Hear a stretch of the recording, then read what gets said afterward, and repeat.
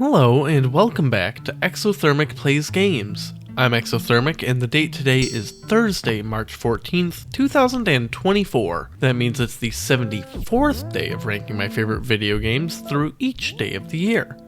Coming in at number 293 is Braid.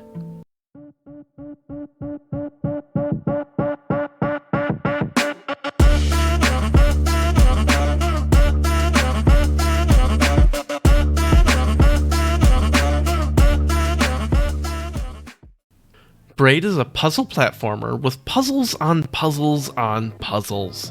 You collect literal puzzle pieces by solving platforming puzzles, and then you put together the jigsaw puzzles in part to untangle the mystery of someone's life. I've seen some people really enjoy the story presented in Braid and trying to understand some of the more underlying messaging behind it, but to me the game is mostly about the execution of the platforming.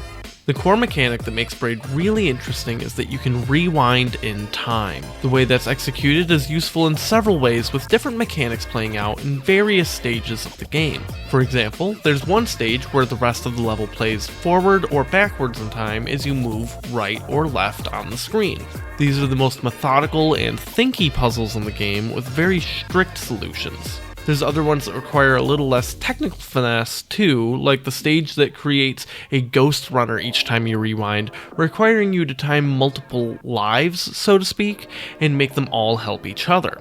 The variety in level design for Braid is astounding, with 6 entirely different mechanics built around time manipulation. That being said, each mechanic, while cool, is not a whole lot more than a gimmick, even if they're good gimmicks. There's not a ton of levels within each stage, making the game fairly short if you're good at puzzles, but at least the mechanics never outwear their welcome. In fact, while I don't mind it being a shorter, tight experience, I do wish there were more overlap with the levels, allowing several different mechanics to be used together for some really out-there puzzles.